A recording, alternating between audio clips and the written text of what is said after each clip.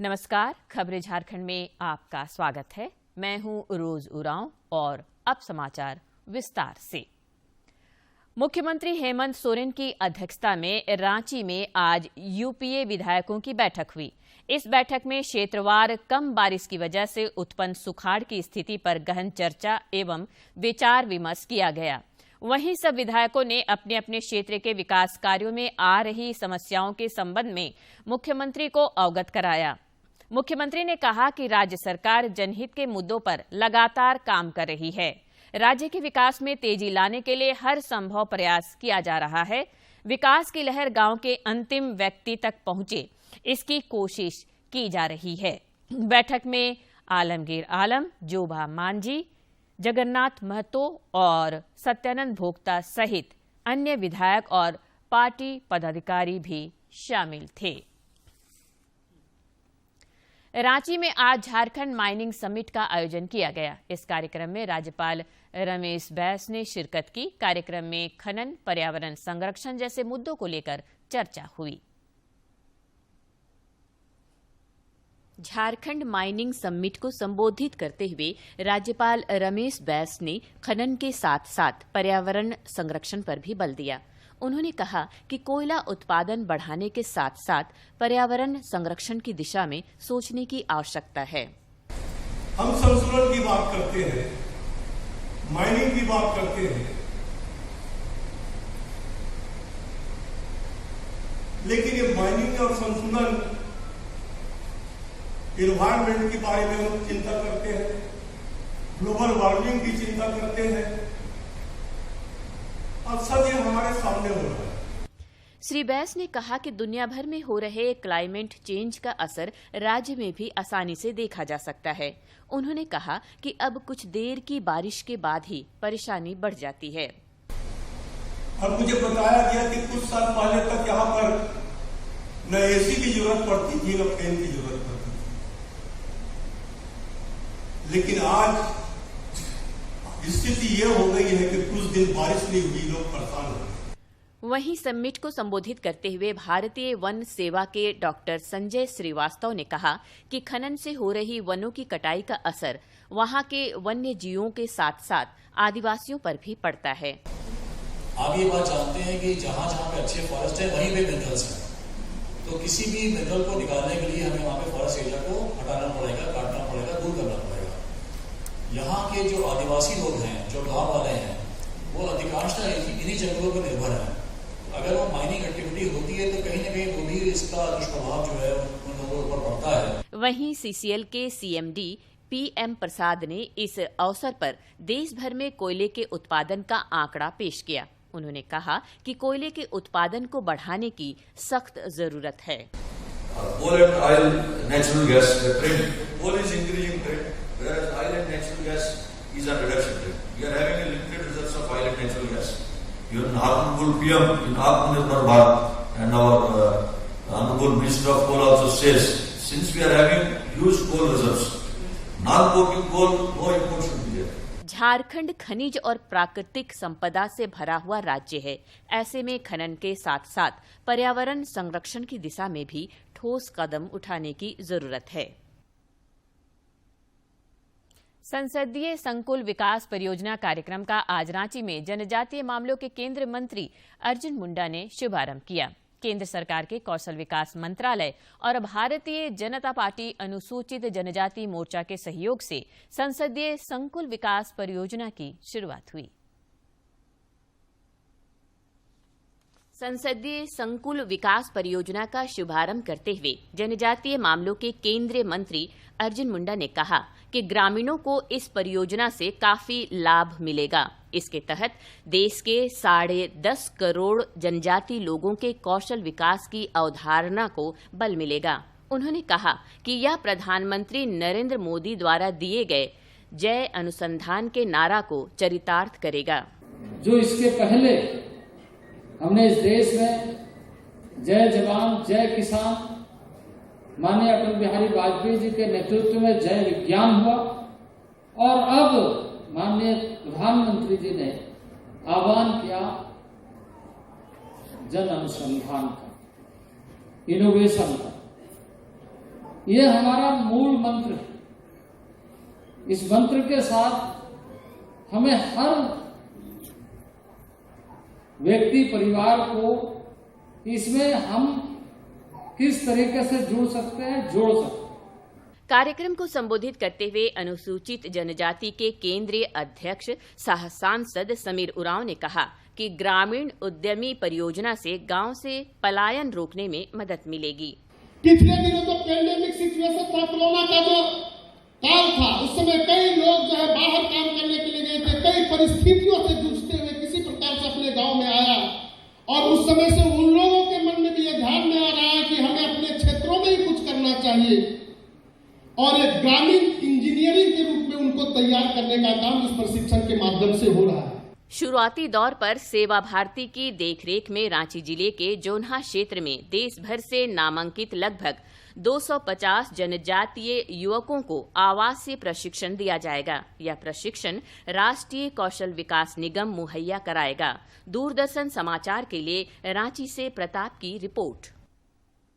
जनजातीय मामलों के केंद्रीय मंत्री अर्जुन मुंडा ने आज रांची जिला विकास समन्वय एवं अनुश्रवण समिति दिशा की बैठक की अध्यक्षता की। बैठक में केंद्र और राज्य सरकार द्वारा जिलों में चलाई जा रही विभिन्न विकास योजनाओं की समीक्षा की गई। इस अवसर पर श्री मुंडा ने कहा कि इस वर्ष प्रधानमंत्री नरेंद्र मोदी के नेतृत्व में देश ने अगले 25 सालों के लिए विकास की नई रूपरेखा तय की है।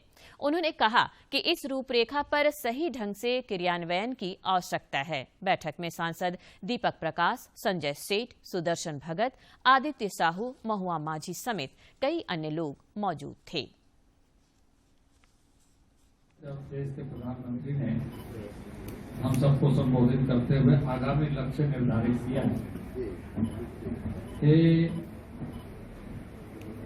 ये अमृत महोत्सव के साथ साथ अब हम अमृत काल में प्रवेश कर रहे हैं, यानी आगामी 25 साल में हमारे जो कार्य योजना बनेंगे, उन कार्य योजनाओं को हम सतही तौर पर निरूपण भी और कार्यान्वयन भी, प्रबंधन भी और व्यवस्था भी। देश भर में पिछले 24 घंटे के दौरान देश में कोविड के 13,272 नए मामले सामने आए हैं, जबकि इस अवधि में 13,900 संक्रमित स्वस्थ भी हुए हैं। केंद्रीय स्वास्थ्य मंत्रालय के अनुसार देश में कोविड के 1,01,166 मामले सक्रिय हैं। 24 घंटों में 13,272 मामले दर्ज किए गए। देश में अभी रिकवरी रेट 98.58% पर है, तो वहीं साप्ताहिक पॉजिटिविटी रेट वर्तमान में 3.87% दर्ज किया गया है। देश में कोरोना के सक्रिय मामलों की संख्या अभी 1,01,166 है। इधर झारखंड में भी कोरोना से जंग जारी है और पिछले 24 घंटे के दौरान अनेक कोरोना वीरों ने इस महामारी को शिकस्त दी। रांची में इस अवधि में 7 मरीजों की पुष्टि हुई, जबकि 11 मरीजों ने कोरोना को हराया। जिले में अब कोरोना के 44 एक्टिव केस शेष हैं।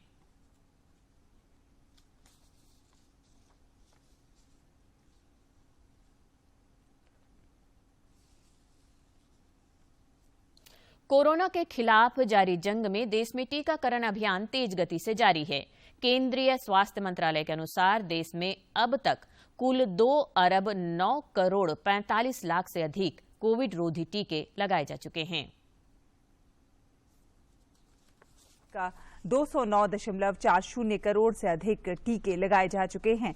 अब तक 12 से 14 आयु वर्ग को 3.99 करोड़ से अधिक कोविड रोधी टीके लगाए जा चुके हैं। पिछले 24 घंटों में 13,15,000 से अधिक कोविड रोधी टीके लगाए जा चुके हैं।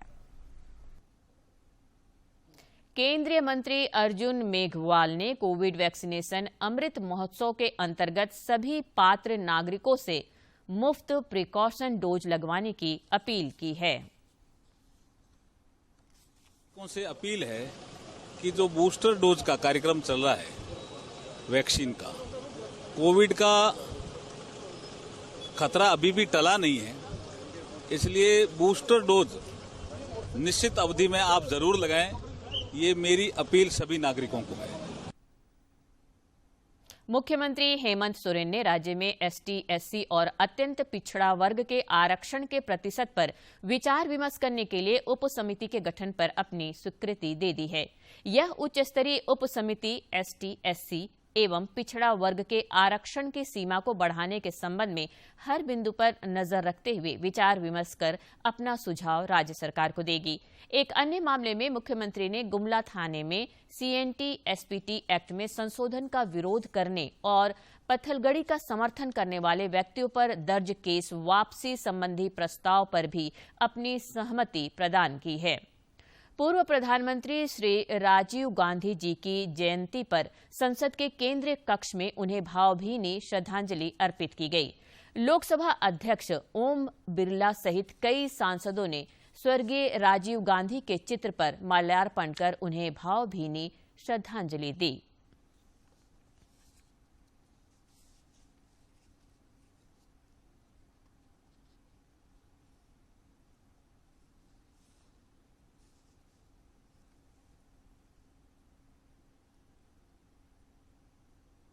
मुख्यमंत्री हेमंत सोरेन ने मुख्यमंत्री आवासीय कार्यालय में भारत रत्न और देश के पूर्व प्रधानमंत्री स्वर्गीय राजीव गांधी की जयंती पर उनकी तस्वीर पर पुष्पांजलि कर उन्हें नमन किया।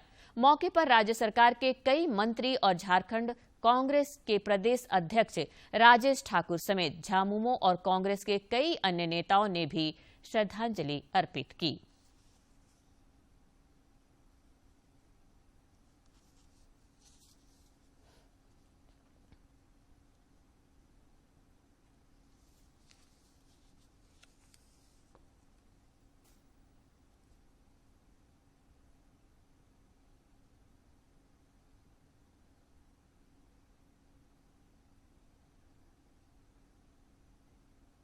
झारखंड कैबिनेट की बैठक 22 अगस्त के बजाय अब 24 अगस्त को होगी।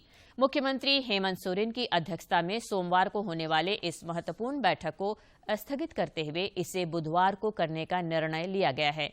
इस बैठक में कई अहम निर्णय लिए जाएंगे। कोडरमा जिले के आंगनबाड़ी केंद्र में बच्चों में भारतीय संस्कृति की झलक देखने को मिल रही है। इन केंद्रों में एक बच्ची द्वारा केंद्र के अन्य बच्चों को तिलक लगाकर स्वागत करने का वीडियो वायरल हो रहा है। इसे उपायुक्त ने सोशल मीडिया पर साझा करते हुए कहा है कि सेविका दीदियों की इस पहल से बच्चे अपने भारतीय संस्कृति से रूबरू हो सकेंगे, साथ ही अपने सहपाठियों के साथ आसानी से घुल मिल जाएंगे। हाँ, सेकंड जरूरी नहीं है। चलो अच्छा Kunal, good morning. Good morning. चलो चलो आजा सोनाक्षी।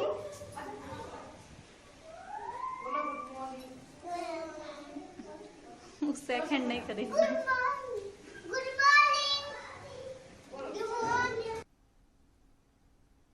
गिरिडीह जिले की बेंगाबाद थाना पुलिस ने धनबाद से बिहार ले जा रहे एक अंतर्राज्यीय शराब तस्कर गिरोह के 7 सदस्यों को गिरफ्तार किया है।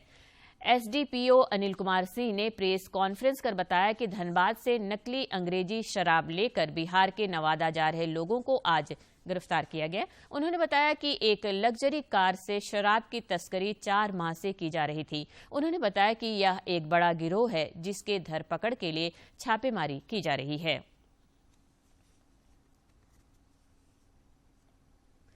नक्सलियों के खिलाफ झारखंड पुलिस को लगातार सफलता मिल रही है। एक बार फिर पुलिस ने सूचना के आधार पर पलामू से जेजेएमपी के सब जोनल कमांडर रविंद्र मेहता को गिरफ्तार किया है। यह सफलता पलामू और गढ़वा पुलिस की संयुक्त कार्रवाई में मिली है।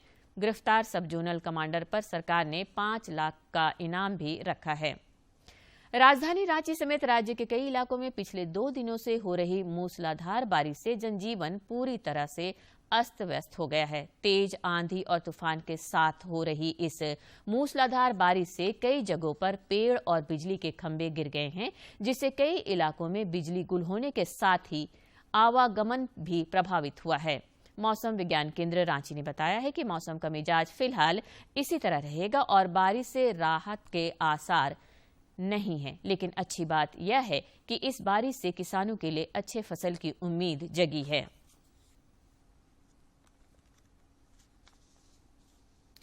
राजधानी रांची में कल से ही हो रही बारिश से कई जगहों पर जल जमाव की स्थिति उत्पन्न हो गई है।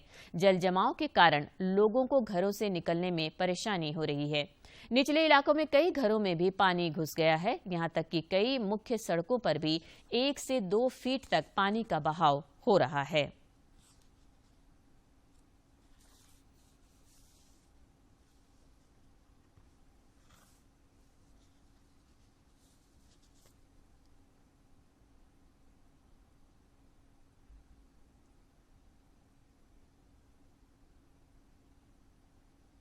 सरायकेला जिले में भी पिछले 24 घंटों से हो रहे रुक रुक कर बारिश के कारण जनजीवन अस्त व्यस्त हो गया है। बारिश के साथ तेज हवाओं ने जहां सिहरन बढ़ा दी है, वहीं जिले में बाढ़ का खतरा भी मंडराने लगा है। जिले से होकर गुजरने वाली प्रमुख नदियों के जलस्तर में तेजी से बढ़ोतरी हो रही है। जिला प्रशासन अलर्ट मोड पर है। सरायकेला सिविल कोड टापू में तब्दील हो गया है।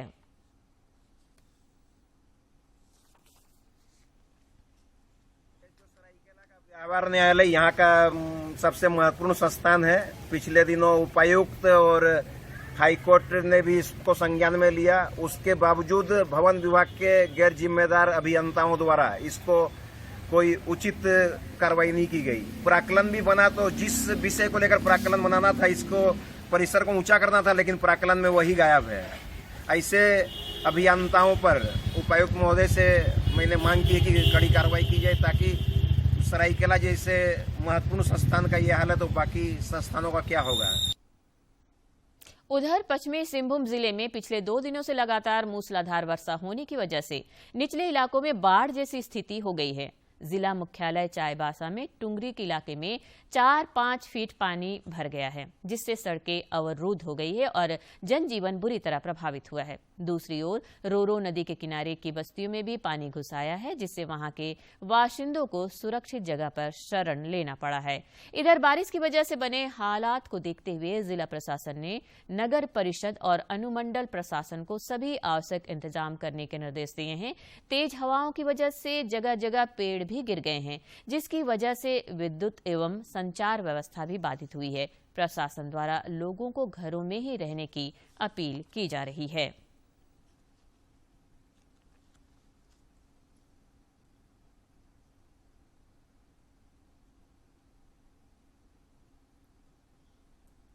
निम्न पंचायत के ग्राम गांधी टोला वासियों से अनुरोध है कि अपने घरों को खाली करके सुरक्षित घरों से अनावश्यक रूप से बाहर ना निकले और अनावश्यक रूप से जहां जल जमाव वाला जगह है वहां पर अनावश्यक रूप से जाने में परहेज करें।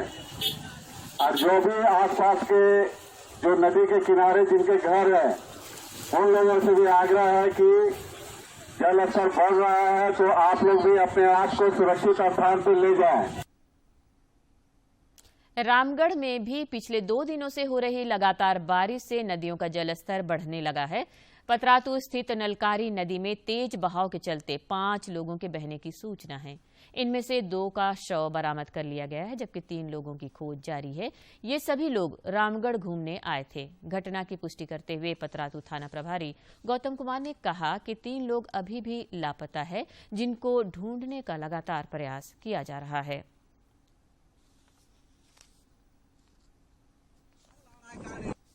सुबह हमें सूचना मिली थी कि कुछ लोग यहाँ घूमने के लिए आए हुए थे डैम पर।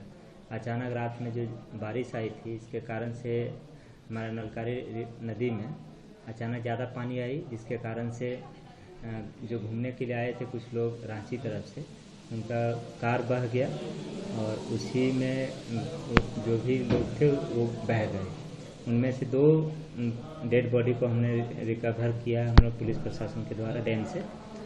इसने स्मृति गाड़ी नाम था उसका, और जमशेदपुर में सेक्रेटेरिएट वहाँ बैंक में मैनेजर थी। जमशेदपुर बैंक ऑफ इंडिया में। हाँ, यहाँ घूमने आई थी। यहाँ घर है तो घर आई थी, कल छुट्टी था ना। अच्छा रांची का फोन आया कि हम कि जाओ मेरे भगना का ऐसा हो गया, थाना तुम डायरेक्ट चला जाओ। यहाँ आने के बाद पता चला है कि देखिए अपना भगना को देखे बॉडी हम पहचान कर लिए, उसके साथ एक लड़की है, उनकी माँ भी आई, वो भी पहचान कर लिए। अब कहना है कि 2 लोग और थे, 2 लोग में एक लड़की की जिससे एंगेजमेंट हुआ है उसका नाम देवाशीष है, वो भी लापता, उसका डेड बॉडी नहीं मिल रहा है। इस बीच पटना से छत्तीसगढ़ के अंबिकापुर जा रही एक यात्री बस गढ़वा में एक तालाब में फिसलकर गिर गई। इसमें 40 से ज्यादा यात्री घायल हो गए। हालांकि इसमें कोई हताहत नहीं हुआ है। झारखंड और असम के पूर्व राज्यपाल सैयद सिप्ते का लखनऊ में निधन हो गया है। उनके निधन पर राज्यपाल रमेश बैस, मुख्यमंत्री हेमंत सोरेन और जनजातीय मामलों के केंद्रीय मंत्री अर्जुन मुंडा समेत तमाम नेताओं ने गहरा शोक व्यक्त किया है। मुख्यमंत्री आवास में सभी मंत्रियों और सत्ता पक्ष के विधायकों ने भी शोक व्यक्त किया।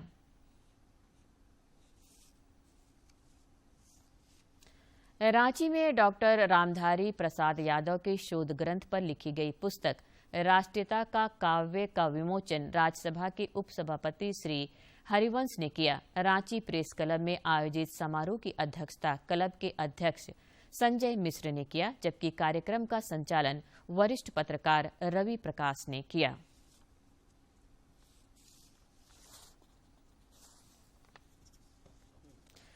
प्रधानमंत्री नरेंद्र मोदी ने इस महीने की 28 तारीख को आकाशवाणी से प्रसारित होने वाले मन की बात कार्यक्रम के लिए लोगों के सुझाव मांगे हैं।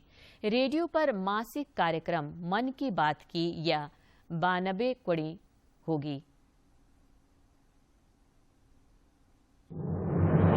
मन की बात है जन जन की, संघर्षों के कुछ किस्से, कहानी कुछ सफलताओं की, अनकही विरासत की, उम्मीदें नए भारत की। महीने के आखिरी रविवार का रहता है इंतजार, मलयाचल के आंचल से विंध्याचल के आंगन तक, ब्रह्मपुत्र के घाट से हिमालय के विस्तार तक होती है मन की बात प्रधानमंत्री के साथ। तो सुनिए इस महीने 28 अगस्त सुबह 11 बजे मन की बात आकाशवाणी और दूरदर्शन के सभी चैनलों पर। आप भी माननीय प्रधानमंत्री के मन की बात का हिस्सा बन सकते हैं। इसके लिए आप अपने सुझाव post box number 111 Akashvani Delhi पर भेज सकते हैं और नमो ऐप या माईगॉव के ओपन फोरम में पोस्ट कर सकते हैं। तो सुनिए इस महीने 28 अगस्त सुबह 11 बजे मन की बात। और अब कुछ खबर राज्य के विभिन्न जिलों से।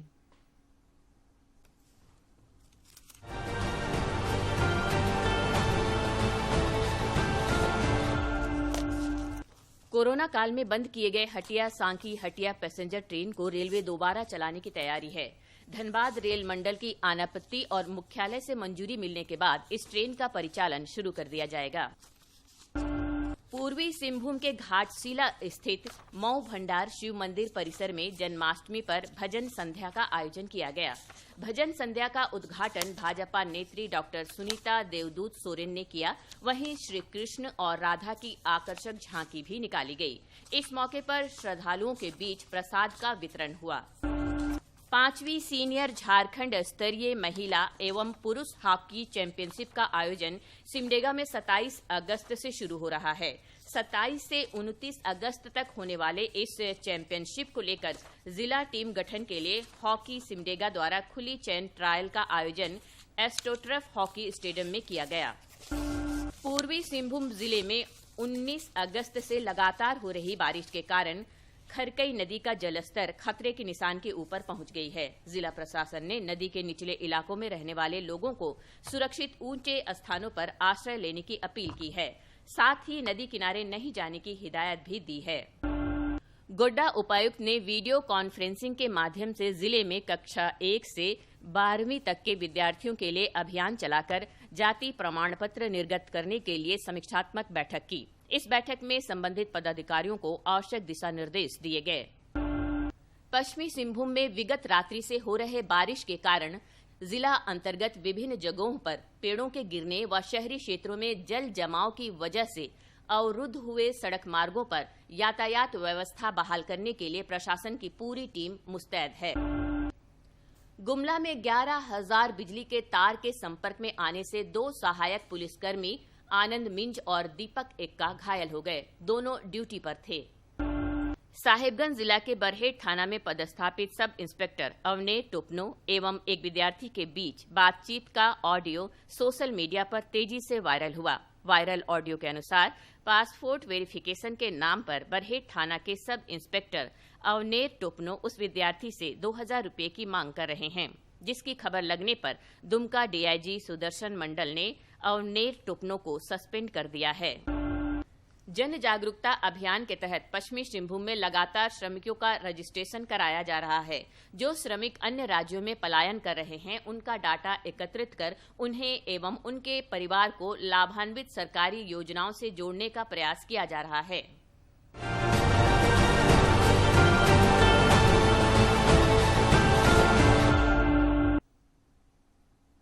बढ़ते हैं समाचारों में आगे की ओर। कान्हा की नगरी मथुरा समेत देश भर में कृष्ण जन्माष्टमी की छटा देखने को मिली। जन्माष्टमी के मौके पर मंदिरों में कृष्ण भक्तों का सैलाब उमड़ पड़ा। इस्कॉन मंदिर में मध्यरात्रि से जन्माष्टमी उत्सव मनाया जा रहा है। गोविंद बोलो हरि गोपाल बोलो,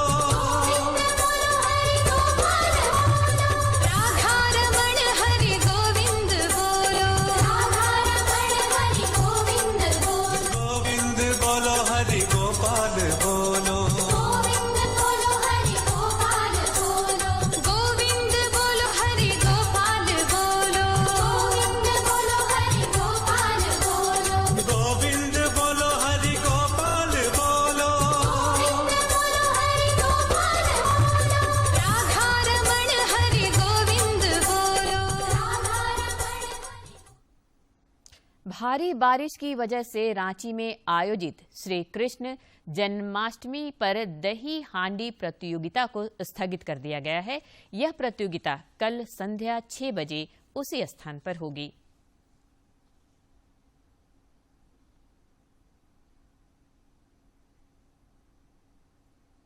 जन्माष्टमी के मौके पर उत्तर प्रदेश के वृंदावन में एक हादसे की भी सूचना है। बांके बिहारी मंदिर में भगदड़ मचने से दम घुटने से 2 श्रद्धालुओं की मृत्यु और 7 श्रद्धालु घायल हो गए।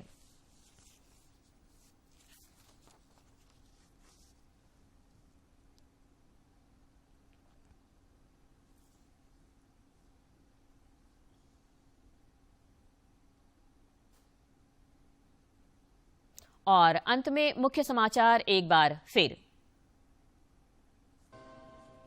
मुख्यमंत्री हेमंत सोरेन की अध्यक्षता में सत्ता पक्ष के मंत्री और विधायक दल की हुई बैठक। राज्य सरकार की योजनाओं को गांव-गांव तक पहुंचाने पर जोर।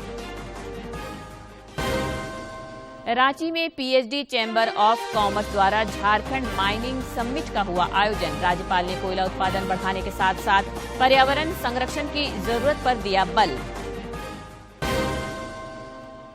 रांची में संसदीय संकुल विकास परियोजना कार्यक्रम का केंद्रीय मंत्री अर्जुन मुंडा ने किया शुभारंभ। दिशा की बैठक में अधिकारियों को सरकार की योजनाओं को धरातल पर उतारने का निर्देश।